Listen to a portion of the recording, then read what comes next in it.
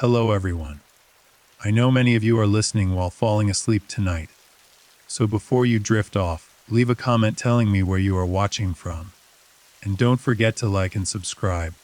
Now let's get comfortable, relax, and dive into tonight's case. Kansas City, Missouri, October 2011. A quiet residential neighborhood on the northwest side of the city. The kind of street where people know each other's names, where kids ride bikes on the sidewalk after school, where the sound of a screen door closing in the evening is as familiar and comforting as anything in the world. The trees along Liberty Wood Drive had just begun to turn in the October chill, their leaves going amber and rust and deep gold, catching the last of the afternoon light before the sun dropped behind the rooftops. The air smelled like dried leaves and firewood, and the particular clean sharpness that only comes in early fall. It was the kind of neighborhood that felt safe, that looked safe, that had every reason in the world to be safe. Somewhere along that street sat a small, modest house. Nothing remarkable about it from the outside. A front door, a few windows, a yard. The kind of house that a young working family lives in when they are doing their best with what they have, when they are building something together one paycheck at a time. Inside that house lived a young couple and their children. A mother, a father, 3 kids, the noise and warmth and beautiful exhausting chaos of a family in full motion. And the youngest of those children was a baby girl. Her name was Lisa Irwin. She was 10 months old. On the night of October 2011, Lisa was put to bed in her crib just like any other night. Her mother tucked her in. The house went quiet. The neighborhood went dark. The October wind moved through the trees on Liberty Wood Drive, and the whole world seemed to settle into the deep, still peace of an ordinary night. But something happened in that house before the sun came up. Something that would send shockwaves across Kansas City, and then across the entire country. Something that would launch one of the most talked about missing child investigations America had seen in years. Something that would raise questions that investigators, journalists, and ordinary people would spend years trying to answer. When the sun rose on October 4th, 2011, Lisa Irwin was gone. Her blanket was there, the room was there, but Lisa was not. And nobody could explain where she had gone. Jeremy Irwin was 25 years old and worked as an electrician. He was a quiet, steady man, the kind of father who showed up consistently and without fanfare, who let his actions speak instead of his words. He worked hard. He came home tired. He sat on the floor with his kids in the evenings and made ordinary moments feel like enough. He was devoted to his family in the way that does not require an audience, privately, completely, with the kind of commitment that is only visible in the long run. Deborah Bradley was also 25 years old. She was Jeremy's girlfriend and the mother of his youngest child. People who knew Deborah described her as warm, as funny, as the kind of person who walked into a room and immediately made it louder and brighter. She was the kind of mother who could tell a hungry cry from a scared cry from a tired cry before she had even fully opened her eyes. She wore her love for her children openly and without apology. She had grown up in the Kansas City area and had family nearby and roots that went down deep into the community around her. Together they were raising 3 children in that small house on Liberty Wood Drive. Jeremy's 2 older boys, ages 5 and 8, and then the baby. Lisa, born on December 20, 2010, right before Christmas, as if the universe had decided to offer the family a gift that year. She had come into the world healthy and beautiful and full of a kind of alert, curious energy that her parents said was visible from the very first days. By 10 months old, she had developed into a baby bursting with personality. She had dark hair that curled at the ends. She had bright, wide eyes that her mother said could stop you cold if you looked into them long enough. She had a laugh that her family described as one of the best sounds they had ever heard in their lives. She was just beginning to pull herself up on the furniture, just beginning to test what her body could do. Standing on the edge of the world, about to take her first steps into it. She never got the chance.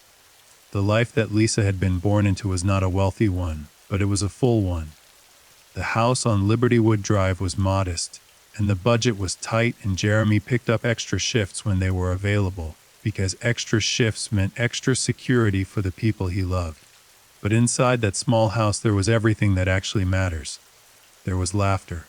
There was noise. There was a mother who organized her entire life around her children, and a father who came home every day and proved with his presence that his family was the most important thing he had. Neighbors who knew the Irwins described them as normal, described them as good people, described them as exactly the kind of family you want living next door. They were just living their life. They were just getting through the week. And then came the night of October 3rd, 2011. Jeremy left for work that evening. He had picked up an overnight shift, which was not unusual. He kissed Deborah. He kissed the kids.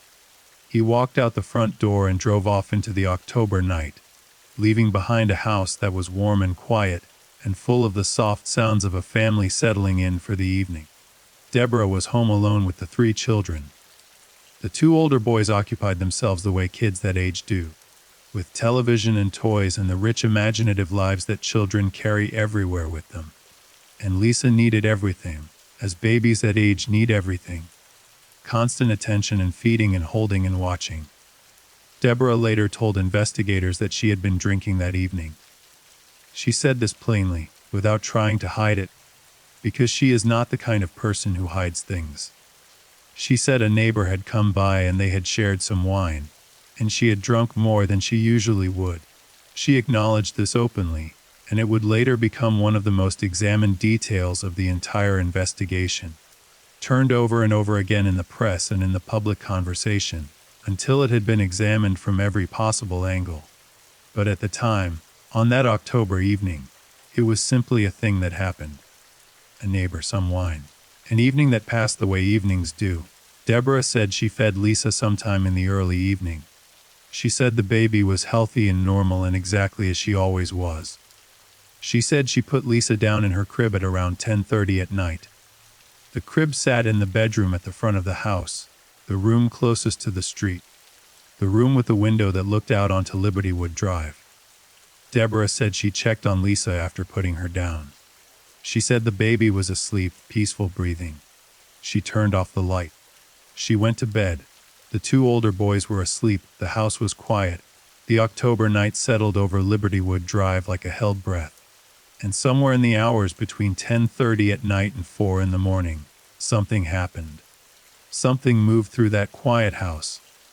Something entered that front bedroom, where a 10-month-old baby lay sleeping in her crib. Something reached into the most ordinary and sacred space in the world, a child's room at night, and disturbed it. And when it left, Lisa was gone. Jeremy Irwin came home from his overnight shift at around 4 in the morning on October 4th. He pulled up to the house he parked. He walked to the front door. Nothing on the outside of the house told him anything was wrong. He went inside. The first thing he noticed was the lights. Several lights were on inside the house. Lights that had no reason to be on at 4 in the morning. Lights in rooms where people should have been sleeping. He moved through the house slowly, confused, trying to understand. And then he noticed the front door. It was unlocked. He was certain it had been locked when he left. He moved toward the children's rooms. He checked the older boys. They were there. They were asleep. He moved to the front bedroom. He went to the crib. It was empty. The blanket was there. The sheets were there. But Lisa was not there. His 10-month-old daughter was not in her crib. He stood in the dark room and felt the floor tilt under him, and then he turned and went to wake up Deborah. She knew before he finished speaking. She said later that she could hear it in his voice, that specific quality of terror that only lives in a parent's voice at a moment like that. She got up. She went to the crib. She looked at the empty mattress. She started screaming. Jeremy called 911 at 4:24 in the morning. His voice on that call moved between controlled and completely broken. A man trying of something he had no template for. He told the dispatcher his daughter was missing, that she was 10 months old, that she had been in her crib and now she was gone. Police arrived within minutes. The first officers on scene noted several things. The house was not dramatically disturbed. There was no overturned furniture, no obvious signs of a violent struggle in the common areas. But there were things that were off. The lights that should not have been on. The unlocked front door. and one detail that would become one of the most discussed elements of the entire case. A window in the front bedroom was open, not broken, not shattered, just open, raised up in the October night. The curtains shifting slightly in the cold air coming through from outside. And outside that window, in the grass below, there were impressions in the ground. Marks in the earth that looked like had been made by someone standing there. Someone who had been right there outside a baby's bedroom window in the darkness. Someone who had been close enough to reach inside. The neighborhood was flooded with police before the sun came up. The FBI was contacted almost immediately. The National Center for Missing and Exploited Children was notified. An Amber Alert went out. Lisa Irwin's face, that dark-haired, bright-eyed baby face, began moving across screens all over the country before most people had even had their morning coffee. America woke up to the story of a missing baby, and it did not look away for a very long time. The search that followed was enormous. Hundreds of volunteers poured into the neighborhood in the days after Lisa disappeared. They walked fields. They searched drainage ditches. They moved through vacant lots and alleyways in every dark corner of that part of the city. They put up flyers. They organized. They showed up with flashlights and determination and a refusal to believe this story could end any way other than a baby brought safely home. Police worked around the clock. The FBI brought in resources and expertise. The house on Libertywood Drive was processed as a crime scene. Every surface was examined. Fingerprints were lifted. Swabs were taken. The crib was analyzed. The window was analyzed. The door was analyzed. Investigators went door to door through the neighborhood asking whether anyone had seen anything unusual in the hours or days leading up to Lisa's disappearance. An unfamiliar car. An unfamiliar face. Anything at all that had broken the ordinary rhythm of the street. The country watched, and the country waited, and the answers did not come, but questions did, because investigators, in the early hours of the investigation, had found something in the phone records connected to the Irwin household. Something that did not fit the story that Deborah Bradley had told. Something that raised the first of what would become many serious questions about what had really happened on the night of October 3rd. Calls had been made from Deborah's cell phone during the night, in the early morning hours, at a time when Deborah said she had been asleep, calls to numbers that investigators needed to understand, calls that had no explanation. And as investigators looked at those records and looked at the timeline, and looked at the open window and the unlocked door, and the lights burning in the empty rooms of that small house on Libertywood Drive, they began to feel something shift inside the investigation. Something that moved the focus, just slightly, from the question of who had come in from outside to the question of what had happened inside. And that shift, quiet and subtle as in those early days, would change everything. Jeremy Irwin had stood in that an empty crib, and the world had not been the same since. The days that followed Lisa's disappearance moved with that particular quality that time has in a crisis, simultaneously too fast and impossibly slow. Each hour loaded with the weight of what was not yet known, each passing minute another minute, that Lisa was somewhere out there, and no one could reach her. The investigation was running on multiple tracks simultaneously, and the people running it were some of the most experienced law enforcement professionals in the region. The Kansas City Police Department had assigned significant resources to the case. The FBI had embedded itself deeply into the investigation from almost the very beginning, bringing federal tools and federal reach, and the kind of institutional knowledge that comes from having worked missing child cases across the country for decades. Together they were building a picture, piece by piece, detail by detail, of what had happened on Libertywood Drive on the night of October 3rd. And the picture that was emerging was complicated. The house itself had told them certain things. The open window in the front bedroom was one of the first things they focused on. It was a standard window, the kind found in houses of that age and style all over Kansas City. Designed to slide up and down, to let in air on warm evenings, to be pushed open from the inside or from the outside or for no particular difficulty. There was no screen on the window. Investigators noted this carefully. A window with no screen, a window that opened directly onto the front yard, a window of the room where a baby slept, someone who knew the layout of that house, or someone who had taken the time to look, would have known exactly where that window was and what it opened into. The marks in the ground outside the window were examined. Investigators looked at them carefully, tried to determine what they meant, tried to understand whether they had been made by someone standing there in the dark, or whether they had some other, more innocent explanation. The grass in that area was soft enough from recent rain to hold an impression.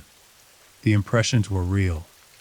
But interpreting them, giving them a definitive meaning, was harder than simply noting their existence. Inside the house, the forensic team worked methodically through every room. They collected fingerprints from surfaces throughout the house, from door frames and window sills and countertops and every place a hand might have rested or gripped. They collected biological samples. They took photographs of everything, documenting the scene in the meticulous, patient way that forensic investigation requires. They paid particular attention to the front bedroom, to the crib, to the window, to the floor around the crib where someone would have had to stand to reach in and lift a sleeping baby out. What they found, and what they did not find, would become deeply significant as the investigation developed. There were fingerprints in the house. Of course there were. A family lived there. But among those prints, investigators were looking for something that did not belong, something that an intruder might have left behind, the trace of a hand that had no business being in that house. The analysis of those prints would take time. Forensic analysis always takes time, more time than television suggests, more time than the public wants to allow. Days became weeks and the results were not yet definitive. What investigators did not find was also telling. There was no clear, unambiguous physical evidence of a forced entry. The front door had been unlocked when Jeremy arrived home, but it had not been broken down. The window had been open, but there was no damage to the frame that conclusively proved it had been forced from the outside. The house had not been ransacked. There was nothing missing, as far as Jeremy and Deborah could tell, other than Lisa herself. No valuables taken, no electronics gone, nothing that would suggest a random burglary that had somehow become something else. This was significant. It meant that whoever had come into that house, if someone had come into that house from the outside, had come specifically for Lisa. Had come knowing what they were looking for and knowing where to find it. Which raised its own set of deeply disturbing questions about motive, about prior knowledge, about whether whoever had taken that baby had been watching the house, had known the family's routines, had known when Jeremy would be gone and Deborah would be alone. Investigators were also paying close attention to the timeline. The timeline in any missing child case is everything. It establishes windows of opportunity, narrows down possibilities, and can ultimately be the thing that breaks a case open. The timeline in Lisa's case had some gaps in it that investigators were working hard to fill. Jeremy had left for work on the evening of October 3rd. Deborah had been home with the children. She had been drinking wine with a neighbor. She had put Lisa to bed at around 10:30. She had gone to bed herself not long after. Jeremy had arrived home at approximately 4 in the morning on October 4th and found the house with lights on and the door unlocked and the baby missing. That was a window of roughly 5.5 hours during which something had happened. 5.5 hours is a long time. A lot can happen in 5.5 hours. A person can travel a significant distance in 5.5 hours. Evidence can be moved, cleaned, altered. A story can be constructed and rehearsed, and a 10-month-old baby with no ability to call for help or leave a trace of where she was going, can be taken very far indeed. The neighbor who had been drinking wine with Deborah that evening was interviewed by investigators. She confirmed that she had been at the house. She confirmed the wine. She described Deborah's state as the evening progressed, how much she had drunk, what her demeanor had been like. This neighbor's account would become one of the anchor points of the timeline, one of the fixed moments against which everything else had to be measured. And then there were the phone calls. The phone calls from Deborah's cell phone in the early morning hours were something investigators kept coming back to. The calls had been made to numbers that investigators identified and followed up on. Some of those numbers were connected to people in Deborah's life, friends, family, people she knew. The existence of the calls was not in itself evidence of anything sinister. People sometimes sleepwalk and use their phones. People sometimes remember less clearly than they think after a night of drinking. There could be innocent explanations. But investigators needed to understand those calls. They needed to know whether Deborah had made them and simply did not remember making them, or whether someone else had her phone that night. Because if someone else had her phone, that was a significant piece of information. It meant another person had been in that house or had access to that phone. It meant the circle of people who had some connection to what happened that night was potentially larger than just the family. The question of who else might have been in or around that house was something investigators were exploring actively. They were looking at the people in Jeremy and Deborah's lives. Friends, family, neighbors, anyone who had been to the house recently, who knew the layout, who knew the family's routines. They were building a map of connections and relationships, trying to find the thread that, when pulled, would unravel the mystery. And they were paying close attention to the neighbors. The neighborhood on Libertywood Drive was the kind of neighborhood where people noticed things, even if they did not always know what those things meant. Investigators had gone door to door in the days after Lisa disappeared and had collected a range of accounts from the people who lived nearby. Most of those accounts were unremarkable. Most people said they had not noticed anything unusual, but a few accounts were more interesting. One neighbor, a man who lived a short distance from the Irwin house, told investigators that he had been outside late on the night of October 3rd. He said he had been out in the neighborhood, walking, as people sometimes do late at night when they cannot sleep or simply want some air. He said that at some point during his time outside, he had seen a woman walking on the street near the Irwin house, a woman who he did not recognize, a woman who was carrying something. He said the woman appeared to be carrying a baby. This account sent investigators down a path they would follow intensively for a period of weeks. A woman carrying a baby near the Irwin house on the night Lisa disappeared. If this account was accurate, it was potentially the most important piece of information in the entire investigation. It would mean there was a witness. It would mean someone had seen something.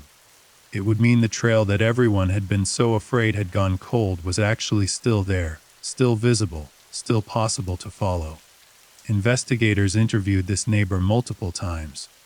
They went over his account in detail, pressing him on specifics, on timing, on what exactly he had seen and from what distance and in what light. And as they pressed, the account shifted. Small details changed, the timing became less certain. The description of the woman became less specific. The certainty with which he had first offered the account softened into something that was harder to hold on to, something that was more like an impression than a clear memory. This is not unusual. Eyewitness accounts are notoriously unreliable, particularly when they involve observations made in low light, at a distance under no particular reason for close attention. People see things and their brains fill in the gaps with what makes sense, with what fits the story they have already told themselves. The neighbor may have seen exactly what he said he saw, or he may have seen something less specific and constructed a more coherent narrative around it after the fact.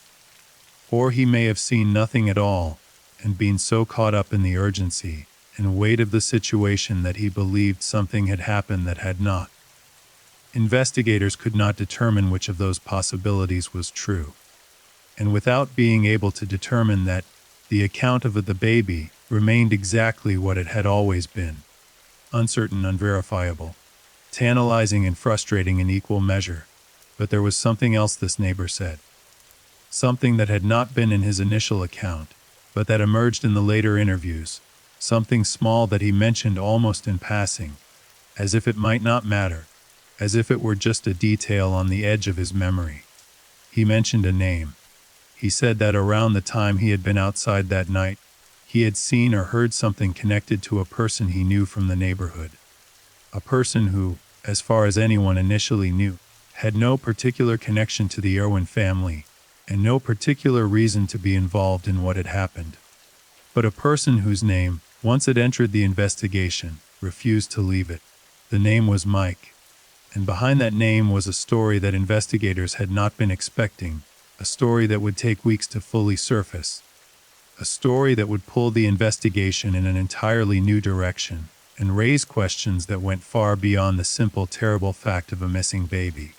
But before we get to Mike, we need to go back to Deborah, because while investigators were working the neighborhood and following up on witness accounts and analyzing forensic evidence, they were also continuing to focus very closely on Lisa's mother. And the reason for that focus was not just the wine and not just the phone calls. It was something more specific than that.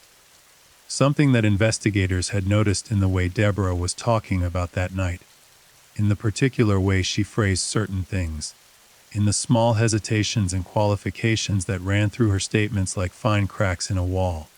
Deborah Bradley was not a stupid woman. She was not an evasive woman, not in the obvious way. She answered questions directly and she maintained eye contact, and she did not appear to be constructing her answers in the deliberate, careful way that people who are hiding something sometimes construct their answers. But there were moments when a question was asked, and the answer that came back was not quite as clean and clear as you would expect from someone who simply had nothing to hide. The question of exactly when she had last seen Lisa alive was one of those moments. When investigators pressed her on the time, on exactly what time she had put Lisa to bed and exactly what time she had last looked in on her, the answer was not precise. She said around 10:30. She said she thought it was around 10:30. But she acknowledged that the wine had blurred her memory and that she could not be completely certain of the time. She used the phrase last time, "I saw her alive," in a way that investigators noted. It was a phrase that carried within it a particular awareness, an awareness that Lisa might not be alive, that the last time Deborah had seen her was potentially the last time anyone had seen her. That awareness was not necessarily evidence of anything. A mother whose baby has been missing for hours, whose baby has missing long enough for the worst fears to have taken root, would naturally think in those terms. It would be strange if she did not, but investigators noted it. They noted it, and they put it alongside everything else they were noting, and they continued to build their picture. They also noted the way Deborah talked about the night in general, the way she described the sequence of events, the wine with the neighbor, feeding Lisa, putting her to bed, going to sleep, Jeremy coming home. There was something about the smoothness of that sequence, the way it was delivered, that investigators had questions about. Not because any individual element of it was impossible or even particularly implausible, but because in their experience, the accounts of people who had genuinely just experienced something terrible, people who were trying to reconstruct a night that ended in catastrophe, those accounts were rarely this smooth. They were usually full of circling back, of second guessing, of the messy, uncertain texture of real memory trying to reconstruct real events. Deborah's account was not messy in that way. It was clean. And cleanliness, in an account like this, can sometimes be a sign of something that has been rehearsed rather than remembered. Investigators were not ready to call Deborah a suspect. They were not at that point yet. But they were watching her closely. They were listening to everything she said and everything she did not say. They were paying attention to the way she interacted with Jeremy, to whether their accounts matched each other in the ways they should, and differed in the ways they should. They were paying attention to the way she moved through the days after Lisa disappeared, to whether her behavior was consistent with a mother in the grip of genuine, helpless grief, or whether something else was present underneath it. And then Deborah did something that investigators had not anticipated. She gave a television interview. She sat down in front of a camera, with Jeremy beside her, and she talked about Lisa. She talked about the night. She talked about the wine. She talked about what she remembered and what she did not remember. She was raw and she was emotional, and she said things that no one had expected her to say in public. She said that the last time she had seen Lisa alive, she could not be certain of the time. She said she had drunk too much that night, and she was not proud of it. She said she would give anything to go back and change that evening, to stay sober. to check on Lisa one more time before she went to sleep. And then she said something that stopped a lot of people cold. She said that if someone had her baby, if someone had taken Lisa, she hoped that person would take care of her. She hoped they would love her. She hoped that wherever Lisa was, she was safe and warm and being held. The country heard those words and was split completely down the middle by them. Some people heard a desperate mother speaking from the depths of her grief, a woman who loved her child so much that even in the darkest possible moment she could only think about whether that child was being cared for. Some people heard something else, something that sounded, to their ears, like a woman who already knew her baby was gone, like a woman who was performing grief rather than living inside it. The truth, as it so often is in cases like this, was almost certainly more complicated than either of those readings. Human beings in extreme distress do not perform grief in predictable ways. There is no correct way to look when your child is missing. There is no correct thing to say. Some people go inward and silent and cold. Some people go outward and loud and raw. Some people function at a level of apparent normalcy that looks, to outside observers, like a suspicious absence of feeling. The cameras and the lights and the public scrutiny that descend on families in these situations create a performance context, whether anyone wants one or not. And in that context, even genuine emotion can look artificial, and even genuine grief can look like something is being hidden. But the interview had consequences. It shifted the public conversation in ways that were difficult to control and difficult to walk back. And it gave investigators new material to work with, new statements to analyze, new moments to hold up against what the evidence was telling them. Jeremy sat beside Deborah during that interview, and his body language and his words were watched just as closely as hers. He was quieter. He was more restrained. He said he did not believe Deborah had anything to do with Lisa's disappearance. He said he trusted her. He said they were a family, and they were going to get through this together. And the people watching were left to decide for themselves what to make of a man defending the woman he loved in the middle of the worst thing that had ever happened to either of them. The days continued to pass. The search continued. Volunteers kept coming. The media stayed camped outside the house. Tips flooded into the police tip lines, the way they always do in high-profile cases. A torrent of calls from people who thought they had seen something, who thought they knew something, who had a theory or a hunch, or a terrible feeling they needed to share with someone. Every tip had to be followed up. Every call had to be taken seriously. The machinery of the investigation ground on, consuming hours and resources and the emotional energy of everyone involved. And then the family hired an attorney. Joseph Tacopina was not a local attorney. He was a prominent New York lawyer, a man with a national profile and a reputation for high-stakes defense work. The kind of attorney you hire when you are serious about protecting yourself, and you have the resources to do so. His appearance in the case was significant, not because it proved anything, but because it signaled a change in the relationship between the Irwin family and law enforcement. Tacopina announced that Deborah Bradley would no longer be submitting to police interviews, that she had cooperated extensively in the early days of the investigation, and that she was now invoking her legal rights.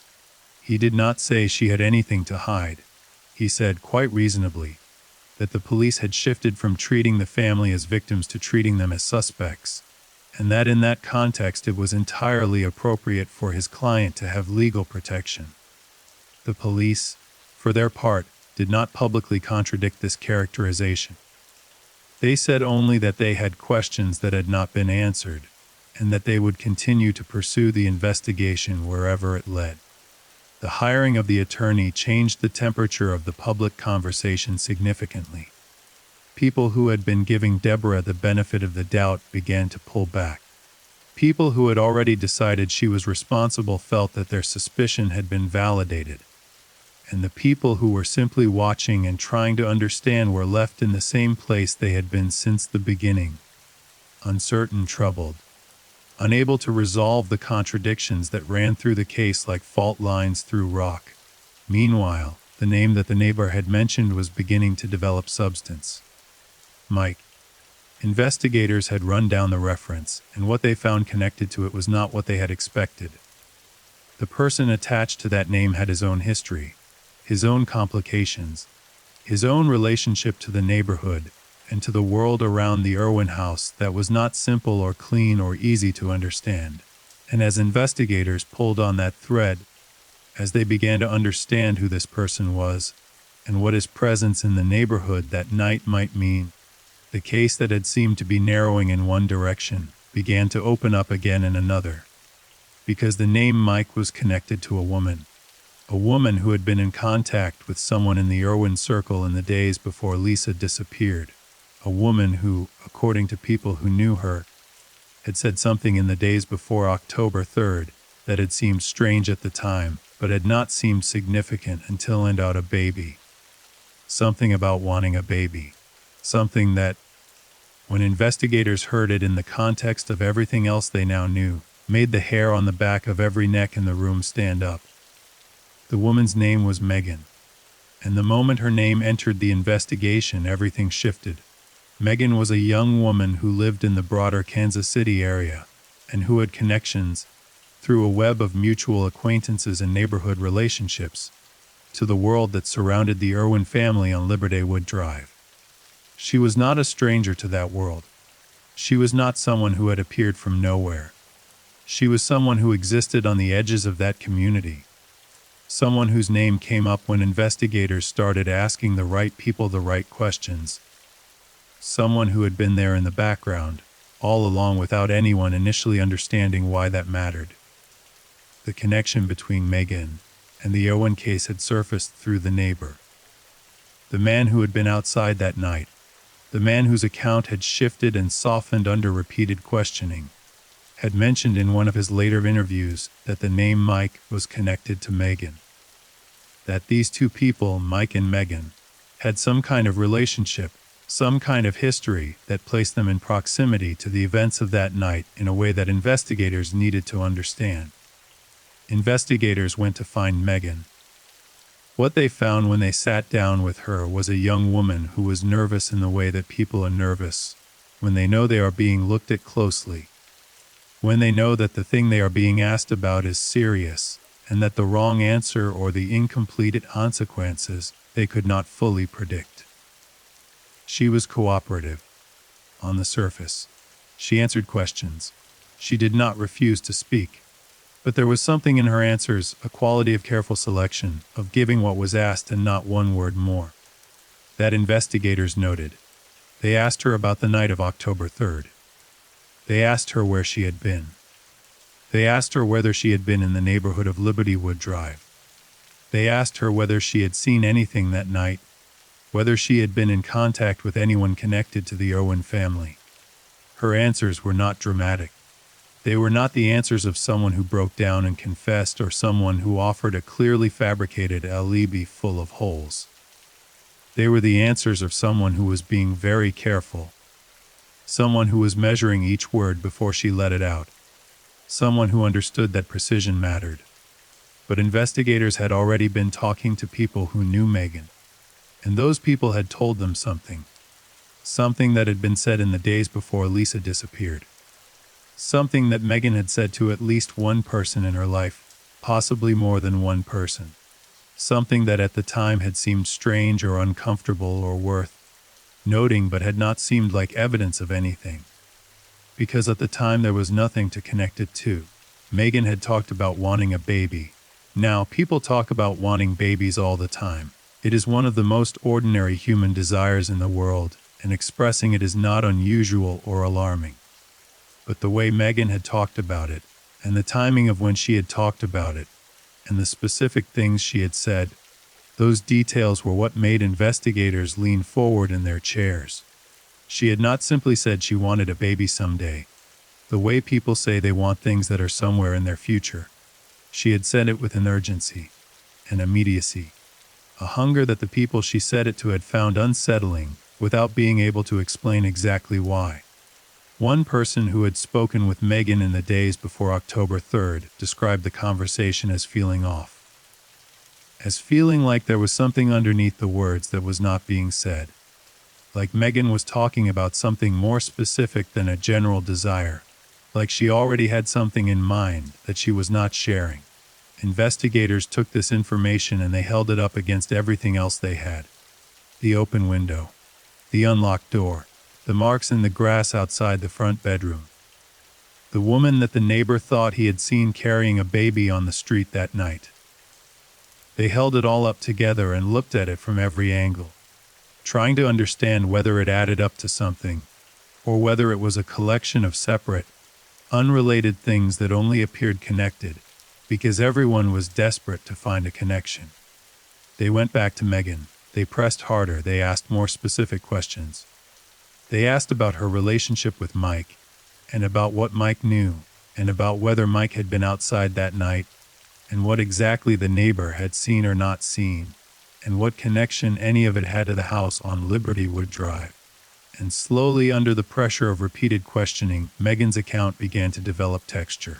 Small things emerged, a detail here, a qualification there. The kind of incremental revelation that happens when someone is not lying outright, but is not telling everything, when the truth is in the room with you, but is not standing in the center of the room.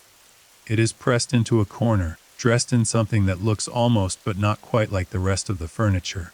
Mike, it emerged, had indeed been in the neighborhood that night. He had been outside. He had been moving around the area in the hours when investigators needed to account for everyone and everything. And Mike had a connection to Megan that was closer and more complicated than the initial description of their relationship had suggested. They were not just two people who knew each other from the neighborhood.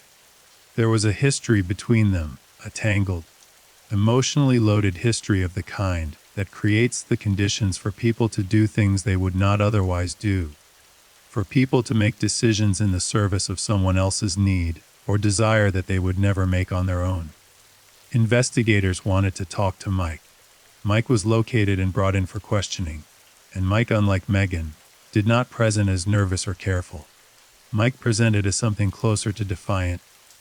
The particular defiance of a person who has decided in advance that they are not going to give anything away, that they are going to sit in that chair and answer every question with the minimum possible information, and make the investigators work for every single syllable. He confirmed that he had been outside that night. He offered an explanation for why. The explanation was not impossible. It was not obviously false, but it left gaps, the kind of gaps that are too regular and too convenient to be accidental. The kind of gaps that suggest a person who has rehearsed what they are going to say and has been careful to rehearse only what they know can be verified. The investigators noted the gaps. They noted the defiance. They noted the particular quality of Mike's account, and they set it alongside Megan's account, and they looked at the two of them together and thought about what shape they made. The shape they made was not conclusive. It was suggestive. It was the kind of shape that tells you something is there without telling you exactly what it is. The outline of a thing rather than the thing itself. And while investigators were working this thread, the forensic results from the house were beginning to come back. The fingerprint analysis had produced results that were being carefully evaluated. Among the prints collected from the house, there were prints that belonged to members of the family, and prints that belonged to people who had legitimate reasons to have been in the house. Friends and neighbors and the general traffic of people through a home where a young family lives. But there were also prints that could not be immediately accounted for. Prints that did not match anyone in the known circle of people connected to the Irwin family. Unknown prints in a house are not automatically sinister. People move through the world touching things, and their prints end up in places they do not remember leaving them. But unknown prints in the specific locations where investigators needed to account for every hand that had touched every surface, those were significant. Those needed to be identified and explained. The biological samples collected from the house were also being analyzed. This was the slower and more technically complex part of the forensic work. The DNA analysis that could potentially link a specific individual to a specific location in a way that fingerprints alone could not. DNA analysis takes time. The results were not yet back. Investigators were waiting. They were also waiting on the results of a more specific forensic examination, an examination of the crib itself, of the mattress and the surrounding area, looking for any trace that could tell them more about exactly what had happened in that front bedroom on the night of October 3rd. Whether Lisa had been taken from the crib while she slept, whether she had been awake when she was taken, whether there was any evidence of what had happened to her in the moments before she was carried out of that room. The results of that examination, when they came back, contained something unexpected, something that investigators had not been looking for and had not anticipated finding, something that changed the forensic picture of the case in a way that raised new questions rather than answering old ones. On the mattress of Lisa's crib, in an area that had not been immediately visible during the initial examination of the scene, investigators found traces of a substance. The substance was blood, a small amount of blood. Not a large stain, not the kind of blood evidence that immediately tells a story of violence, but blood, present in a place where, if Lisa had simply been lifted from her crib and carried away by someone who had come in through the window, blood would not naturally be expected. The blood was type. It was consistent with Lisa's blood type. This discovery sent a current of cold electricity through the investigation. A small amount of blood in a baby's crib is not automatically evidence of something terrible. Babies bleed. They scratch themselves. They have small injuries that are invisible and unremarkable in the ordinary course of life. A trace of blood on a crib mattress could be completely innocent. But in the context of a baby who was missing, and a case that had no clear explanation, and a family whose account of the night had questions running through it, the blood was not something that could be noted and set aside. It was something that had to be understood. The FBI's Behavioral Analysis Unit was brought in to look at the case from a different angle. These were the people trained to read the human elements of a crime, to look at the behavior of everyone involved, and assess what that behavior suggested about what had actually happened. They looked at everything: the statements, the interviews, the public appearances, the demeanor of Jeremy and Deborah in the days after Lisa's disappearance. They applied the frameworks and the accumulated knowledge of decades of missing child cases, and they produced an assessment. That assessment was not made fully public. Pieces of it leaked over time. The way pieces of everything in a high-profile investigation eventually leak, filtered through sources and journalists, and the inevitable erosion of confidentiality that happens when a case generates this much attention. What emerged from those leaks was a picture of investigators who were not satisfied with the accounts they had been given, who believed the people in that house knew more than they were saying, who had not ruled out the possibility that whatever had happened to Lisa had happened inside the house, before anyone from the outside was involved. The public reacted to these leaks with the predictable division that had characterized every development in the case so far. Those who already suspected Deborah took the leaks as confirmation. Those who believed in her innocence pointed out that leaks from law enforcement are not evidence, that they are filtered through institutional bias and incomplete information, and the inevitable tendency of investigators who have committed themselves to a theory to interpret everything through that theory's lens. And both of those things were true at the same time, which is part of what made the case so maddening to follow. Deborah Bradley was not charged with anything. Jeremy Irwin was not charged with anything. They remained, in the legal sense, persons of interest rather than suspects, a distinction that means something in a courtroom, and almost nothing in the court of public opinion. They continued to live on Libertywood Drive. They continued to hold on to the hope, or the performance of hope, or the genuine desperate clinging hope that was impossible to distinguish from the outside, that Lisa was alive somewhere and that she would be found. And the search continued. The volunteers who had flooded the neighborhood in the first days after Lisa's disappearance had thinned out over time, the way they always do when a case does not resolve quickly, when the urgency of the first week gives way to the grinding reality of a week, and then 2 weeks, and then a month. But there were still people looking. Still people who had not given up. Still people who drove through the area with Lisa's photo on their dashboards, and scanned every face they passed on the street, and called the tip line every time they thought they saw something. The tips continued to come in, hundreds of them. Tips from people who had seen a baby that looked like Lisa in a store or a park or a gas station 3 states away. Tips from people who had heard something or dreamed something, or had a feeling they could not shake. Tips from psychics and from concerned citizens, and from people who simply could not bear the idea of a baby being out there, somewhere without someone trying to find her. Every tip was logged. Every tip was assessed. The credible ones were followed up on. Some of them sent investigators to genuinely interesting places, to leads that looked promising for a few days before falling apart under scrutiny. None of them led to Lisa, but one tip, a tip that came in several weeks into the investigation. From a source that was not a psychic or a well-meaning civilian, but someone with actual knowledge of the people involved. One tip was different. This tip came from someone who knew Megan. Someone who had been close to Megan in the period around October 3rd, and who had over the weeks since Lisa's disappearance been sitting with something they knew, trying to decide what to do with it, trying to weigh the loyalty they felt to someone they cared about against the knowledge that a baby was missing, and that what they knew might matter. They decided it mattered. They called the tip line. And what they told investigators was this: that Megan had not just talked about wanting a baby in general terms in the days before Lisa disappeared. That Megan had talked about a specific baby. That she had mentioned, in a conversation that this person now understood was deeply significant, that she had seen a baby recently. A baby nearby. A baby that she had described with a specificity, a familiarity, that had seemed odd at the time, that had seemed like more than the casual observation of a person who had simply noticed a neighbor's child. Megan had described Lisa.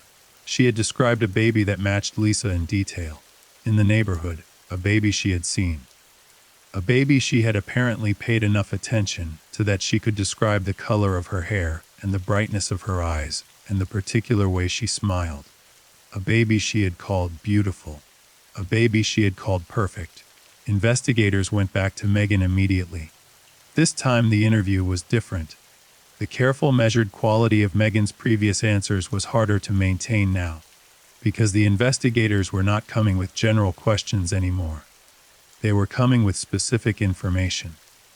They were coming with the account of someone who knew Megan, and who had described a conversation that Megan could not simply explain away. They were coming with the weight of weeks of investigation behind them, and the particular focused intensity of people who believe they are close to something important. Megan held her ground for a while.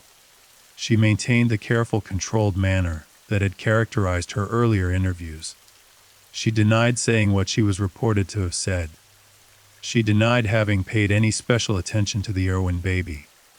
She denied having been near the house on the night in question, in any way that was relevant to what had happened. But the investigators kept pushing. They laid out what they had. They described the conversation that the tipster had reported. They described the timeline of Megan's movements on the night of October 3rd, as they had pieced it together from various sources. They described what Mike had told them and where it aligned, and where it did not align with what she was telling them now. And in the middle of that interview, Megan said something. Something small. Something that might have seemed like nothing in a different context, but that in this context, in this room, with these investigators, meant a great deal. She said that she had heard the baby crying. She said she had been near the house. She had not been inside the house, she said. She had been near it, and she had heard a baby crying, and she had stood outside and listened, and then she stopped. She stopped right there, right at the edge of the thing that investigators needed her to say. She pulled back from it the way a person pulls back from a ledge they have walked too close to, with a sudden awareness of the drop, a sudden recalibration of how much they had already given away. The investigators pressed. They asked her what happened after she heard the crying. They asked her what she did. They asked her whether she had gone to the window, whether she had touched the window, whether she had gone inside. Megan stopped answering. She asked for an attorney. The interview ended, and the investigators walked out of that room with something they had not had before. Not a confession, not a full account, not the clean resolution that everyone was desperate for. A crack. A woman who had placed herself near the house on the night in question. A woman who had admitted to hearing the baby. A woman who had stopped herself right at the moment when the next sentence might have changed everything. A woman who now had a lawyer. Outside the interview room, the case was still unresolved. Lisa was still missing. The weeks were piling up and the trail was not getting warmer. But for the first time since the investigation had begun, investigators felt like they were standing next to something real. Like the answer was in the room with them, not fully visible, not fully formed, but present, breathing. They just needed to find the way to reach it. And the way to reach it, they were beginning to believe, ran directly through the thing that Megan had not said. The sentence she had stopped herself from finishing. The sentence that began with she had heard the baby crying, and ended somewhere in the dark of that October night, in a place that investigators had not yet been able to reach, but that they were now closer to than they had ever been. They pulled every piece of information they had about Megan and about Mike, and about the intersection of their lives with the Irwin family, and they spread it all out and looked at it. They looked at the phone records and the movement patterns, and the forensic evidence and the neighbor's account, and the tipster's account and Megan's own partial admission, and they tried to build from all of those pieces a picture that was complete enough to act on. And what they saw in that picture, the shape of it, the outline of it, was something that made the investigation feel both closer to resolution and more complicated than it had ever been, because the picture was not simple. It did not point cleanly in one direction. It pointed in multiple directions simultaneously, and some of those directions led back to the house on Libertywood Drive, and some of them led outward into the neighborhood, and some of them led to people and places and connections that investigators had not yet fully mapped. And somewhere at the center of all of it, at the exact point where all those directions converged, was a 10-month-old baby girl who had been in her crib on the night of October 3rd, and who had not been there when morning came. Lisa Irwin, still missing, still waiting, still somewhere in the world. If she was still in the world, waiting for someone to find the right thread and pull it all the way to the end, the investigators were going to pull it. They were certain of that. What they were not yet certain of was what they would find when they did. And what was waiting at the end of that thread was something that none of them, not even the most experienced among them, had fully prepared themselves for. The weeks that followed Megan's partial admission were some of the most intense and consuming of the entire investigation. Investigators had something now. Not enough. Not nearly enough to take into a courtroom or to stand behind at a press conference. But something. The crack in the wall that Megan had created when she said she had heard the baby crying was not going to close on its own. It was going to widen. Investigators were going to make sure of that. They went back through everything. Every piece of evidence. Every statement. Every interview. Every forensic result. They laid it all out again from the beginning with fresh eyes, and the particular focused energy that comes when an investigation that has been spinning in circles finally finds a fixed point to rotate around. Megan was that fixed point now. She had placed herself near the house. She had admitted to hearing Lisa. She had stopped herself before saying what came next. And that stopping, that deliberate pulling back from the edge of a sentence, was in some ways more telling than anything she had actually said. Because people who have nothing to hide do not stop themselves in the middle of sentences. People who are simply innocent bystanders, who happen to be walking past a house on a particular night, and happen to hear a baby crying, do not ask for an attorney when they are asked what happened next. The asking for an attorney was not evidence of guilt in the legal sense. Investigators knew that. Any competent attorney would be one who needed reminding of that, but in the practical, human sense, in the sense of understanding what a person's behavior is telling you about what they know and what they are afraid of, Megan's decision to stop talking and ask for a lawyer at exactly that moment in exactly that interview said something. Something that experienced investigators who had spent careers reading people in rooms could not simply set aside, They built the case around what they had, and they looked for what they still needed. The forensic evidence remained one of the most critical elements. The blood found on the crib mattress had been typed and found consisted with Lisa's blood type. But blood typing is not DNA analysis. Blood typing tells you a category, not an identity. To go further, to say definitively that the blood was Lisa's and not some other source, required the full DNA analysis, and that analysis was still being processed.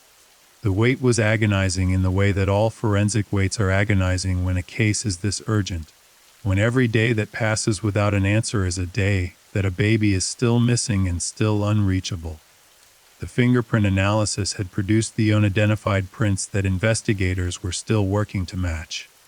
They had collected comparison prints from everyone they could justify collecting them from family members and frequent visitors and neighbors, and anyone whose presence in or near the house could be legitimately connected to the case. They were running comparisons systematically. The unidentified prints remained unidentified. But the list of people whose prints had been eliminated was growing, and the smaller that list got, the more significant the remaining unidentified prints became. Investigators were also looking very carefully at something that had been in the background of the investigation from the beginning, but that was now moving closer to the center. The cell phones. Not just Deborah's phone with its mysterious early morning calls. All of the phones connected to the people in this case. Cell phone records in a modern investigation are one of the most powerful tools available because phones are essentially tracking devices that people carry willingly, recording their locations and their communications with a completeness and an indifference to consequences that physical witnesses almost never match. The records showed where people had been. They showed who had called whom and when and for how long. They showed the movement patterns of the devices, which in most cases were a reliable proxy for the movement patterns of the people carrying them.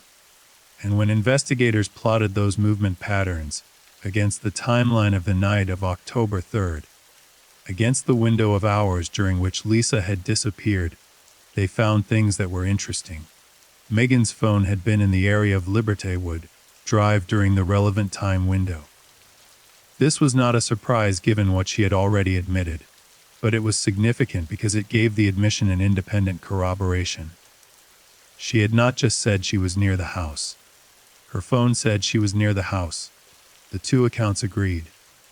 And when two independent sources of information agree on a fact, that fact becomes harder to dispute and harder to explain away.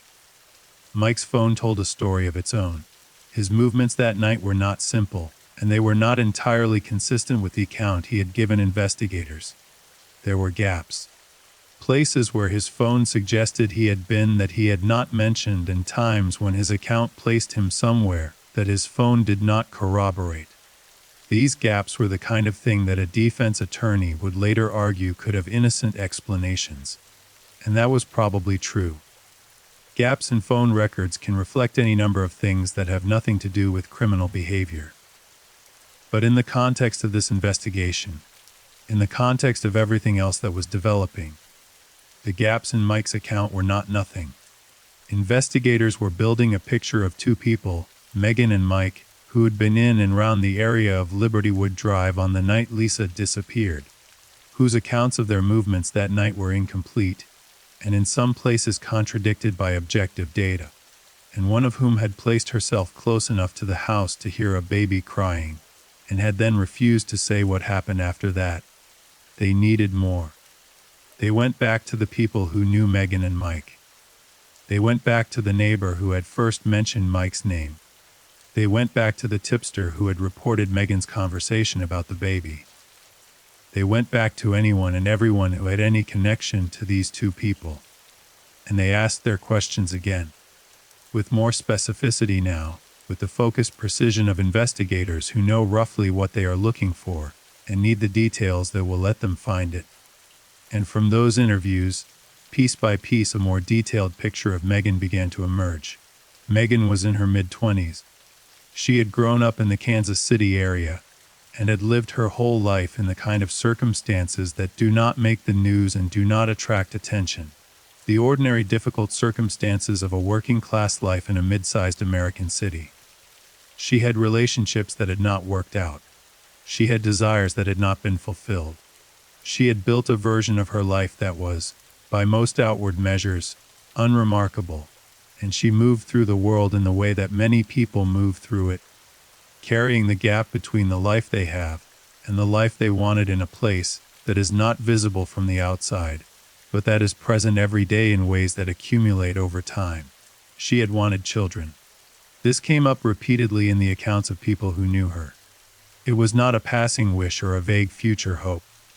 It was something she talked about with the intensity and frequency of a person for whom this particular desire had become central to how they understood themselves and their life. She had talked about it to friends. She had talked about it to family members. She had talked about it in the way that people talk about things that feel like a need rather than a want, things whose absence is felt as a kind of persistent low-level pain.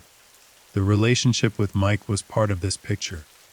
Mike and Megan had a history that was difficult and complicated, and that had left both of them, in different ways, in situations they had not planned and could not easily get out of. The precise nature of that history was something investigators were still piecing together. But what was clear was that these were two people whose lives were tangled together in ways that created mutual obligations and mutual vulnerabilities. That created the conditions under which one person might do something extraordinary for the sake of the other, or might be present when the other did something extraordinary and find themselves, through proximity and complicity, implicated in it. The investigators thought about what it would mean to take a baby. They thought about it from the inside, from the perspective of someone who had made that choice. What would drive a person to walk up to a house in the middle of the night and reach through a window and lift a sleeping baby out of a crib? What would have to be true about your desires and your desperation and your relationship with reality for that action to seem like something you could do? What would have to be true about your state of mind in the hours and days leading up to it? They thought about Megan and her conversations about wanting a baby. They thought about her familiarity with Lisa, the specificity with which she had described her to the person who had called the tip line. They thought about her presence near the house that night, and her admission to hearing the baby crying, and her refusal to say what came next. And they thought about something else. Something that one of the people they had interviewed had mentioned almost in passing, a detail so small that it had almost slipped through the net of the investigation, but that, once noticed, was very hard to look away from. In the days after Lisa disappeared, Megan's behavior had changed. The person who described this was someone who saw Megan regularly, someone whose life intersected with hers often enough to notice when something was different. This person said that in the days following October 4th, Megan was different.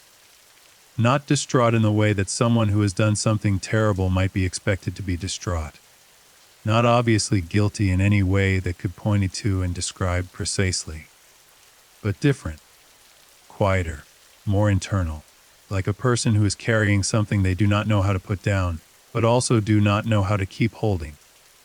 They said Megan had avoided conversations about Lisa's disappearance in a way that was notable given that everyone else in the neighborhood was talking about it constantly. In the days when the news was full of Lisa's face, and the neighborhood was full of search volunteers, and the case was the thing that everyone in that part of Kansas City was discussing, Megan had been unusually silent on the subject. When it came up, she changed the subject or found reasons to leave the room. When someone tried to engage her in conversation about it, she became visibly uncomfortable in a way that she could not quite control and could not quite explain. Avoidance of a topic is not evidence of anything in the legal sense. People avoid difficult topics for all kinds of reasons. Some people find missing child cases unbearable to engage with because they hit too close to fears they carry about their own children or their own vulnerabilities. Some people withdraw from difficult public conversations simply because they are private people who do not process grief or distress communally. There are innocent explanations, but investigators were not looking for certainty in any single detail. They were looking for the accumulated weight of many details, the way that a collection of individually ambiguous things can add up to a picture that is much less ambiguous than any one of its parts. And the picture of Megan that was accumulating, the woman who had talked about wanting a baby with unusual urgency, who had noticed Lisa specifically and described her in detail, who had been near the house that night, who had admitted to hearing the baby, who had refused to say what happened next, who had been different afterward in ways that people who knew her could feel.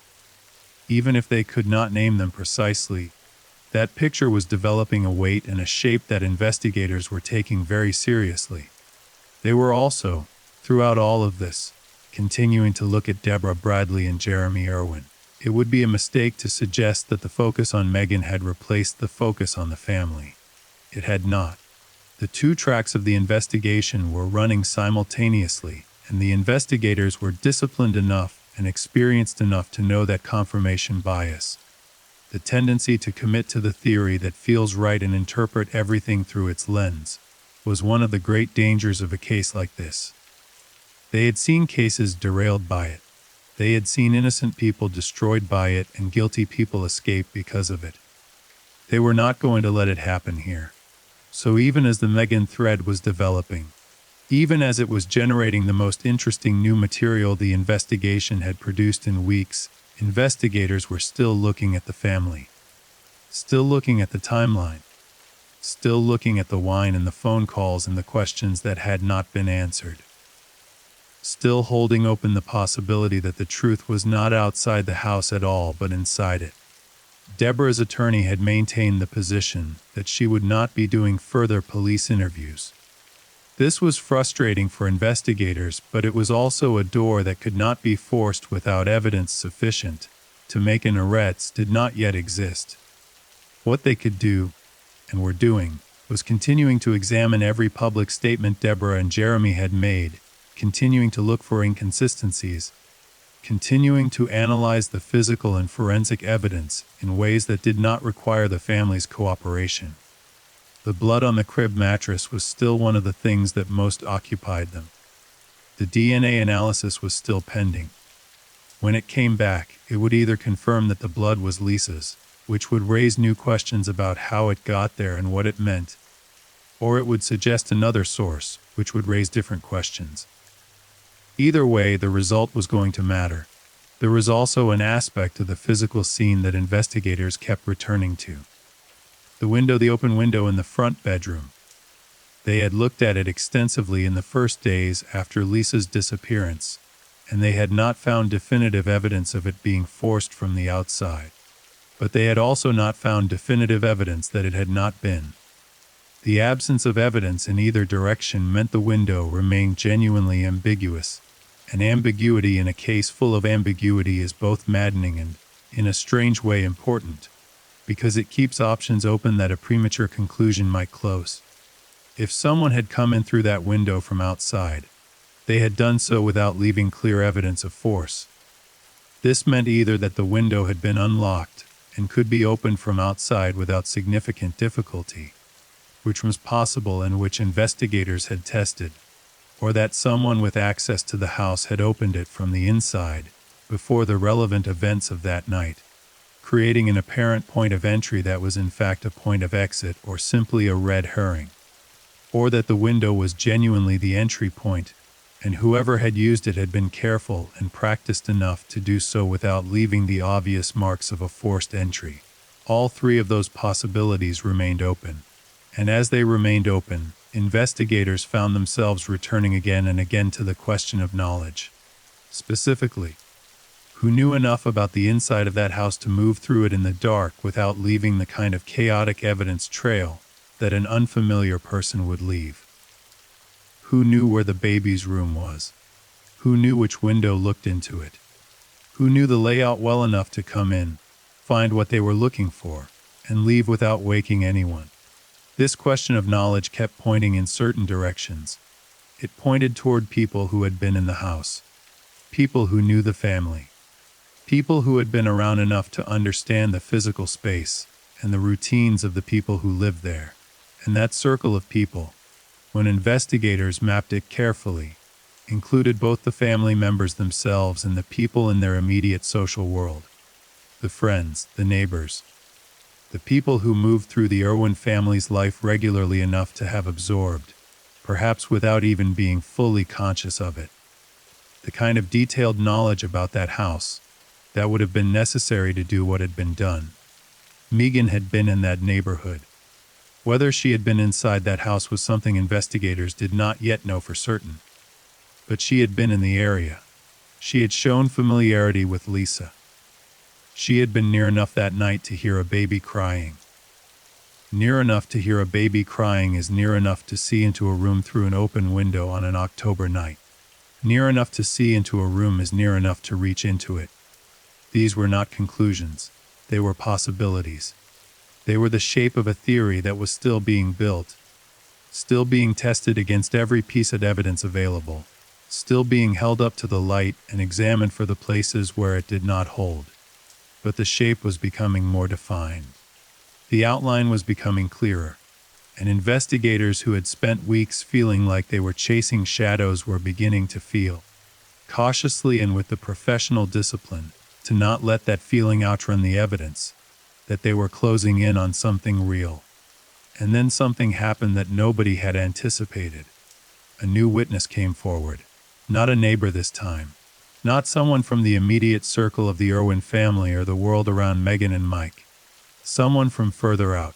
Someone whose connection to the case was unexpected and whose account, when investigators heard it, added a dimension to the story that they had not been looking for and were not sure how to fit into what they already had. This witness was a woman. A woman who lived several miles from Libertywood Drive, but who had been in the area on the night of October 3rd for reasons that were entirely unrelated to the Irwin family and entirely verifiable. She had been visiting a friend who lived not far from the neighborhood. She had driven through the area late in the evening, after leaving her friend's house, taking a route that had brought her along streets adjacent to Libertywood Drive. She told investigators that she had seen a woman on the street. A woman who was moving quickly. A woman who was carrying something. A woman who, when this witness described her, sounded in certain details remarkably like the description the neighbor offered in his early inconsistent account. A woman who had been walking with a purpose and a direction that suggested she was going somewhere specific rather than simply moving through the neighborhood. The witness said the woman had been carrying what appeared to be a bundle. Something held against her chest and upper body, held close, held in the way that you hold something you are trying to protect or conceal or both. The witness had not thought much of it at the time. It was a neighborhood. There were people on the streets. A woman carrying something was not remarkable. But after the news broke the next day about the missing baby, the witness had thought about what she had seen, and the thought had not let her go until she picked up the phone and called. Investigators interviewed this witness extensively. She was credible. She had no apparent connection to anyone involved in the case. She had no reason to fabricate or embellish. She was simply a person who had seen something and had done what a person with a conscience does when they realize what they may have seen. They had reported it. Her description of the woman she had seen was not detailed enough to constitute an identification. She had not seen the woman's face clearly. She had not been close enough to make out specific features. But she described a general physical profile that was consistent with what investigators knew about Megan, and she described a direction in which the woman had been moving. A direction that took her away from Libertywood Drive and toward a part of the neighborhood that investigators had not previously focused on, but that they now turned their full attention to. They mapped the route. They looked at where that direction led. They looked at what was in that part of the neighborhood. What residences and what landmarks, and what places a person might go if they were carrying something they needed to put somewhere, and quietly on a dark October night. And what they found along that route, at the end of the direction in which the witness had seen the woman walking, was something that sent a cold, heavy feeling through the investigation. There was an abandoned property, a house that had been vacant for some time, the kind of building that exists in every neighborhood that has seen better days, the kind of place that falls into a gray zone between the world of the living and the world of things that have been forgotten. The property was not dramatically derelict. It was not the kind of abandoned house that announces its abandonment from the street. It looked from a passing car simply quiet, simply unoccupied. But investigators went to look at it, and what they found when they went inside was not Lisa. Lisa was not there. But there were signs that the property had been used recently. Signs that someone had been there within the relevant time frame. Small things. The kind of things that are easy to miss if you are not looking carefully, but impossible to dismiss once you have seen them. Disturbances in the dust on the floor. Marks that suggested something or someone had been placed in a particular area of the interior. A smell that investigators noted and that forensic technicians, when they arrived to process the property, would later describe in their reports. The smell was the smell of a baby. That particular sweet and specific smell that anyone who has spent time with an infant will recognize immediately. It is not a smell that is easy to fake or to explain away, and it is not a smell that lingers for a long time. The fact that it was present meant that whatever had happened in that property, whatever or whoever had been there relatively recently, within the window of time that the investigation was focused on. Forensic technicians processed the abandoned property with the same thoroughness they had applied to the Irwin house. They collected samples from the areas where the disturbances had been noted. They swabbed every surface that seemed relevant. They photographed everything. They looked for fingerprints, for biological material, for any trace of anything that could be connected to Lisa Irwin, or to the people who were at the center of the investigation.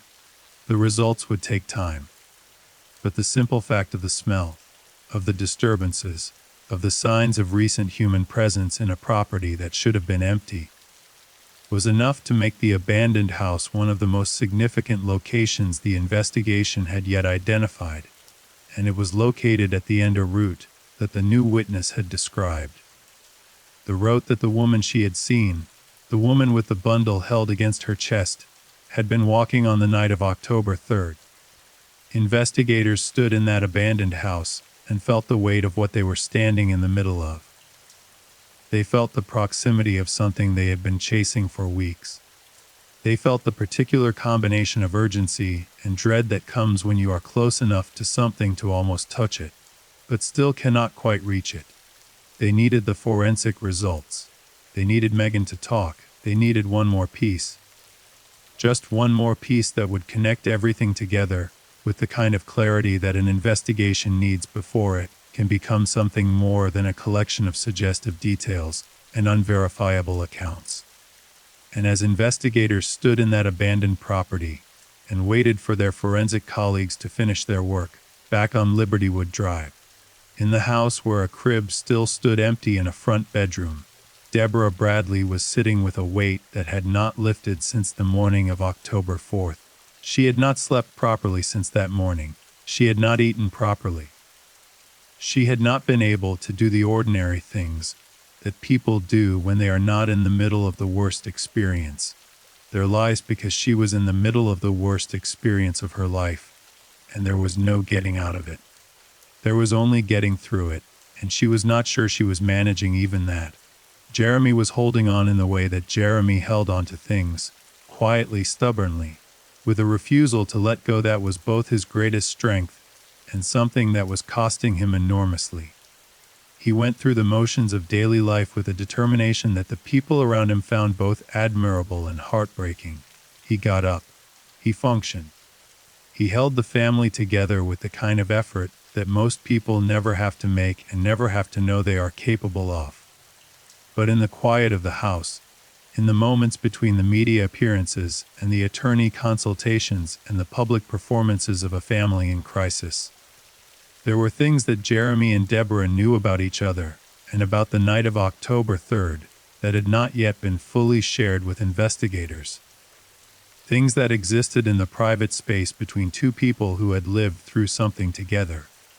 Things that one of them, in the weeks since Lisa had disappeared, had been coming very close to saying out loud, and the question of whether those things would ever be said, whether they would ever make it out of that private space and into the investigation where they might change everything. was something that investigators were not yet aware of, but that was about to become the most important question in the entire case.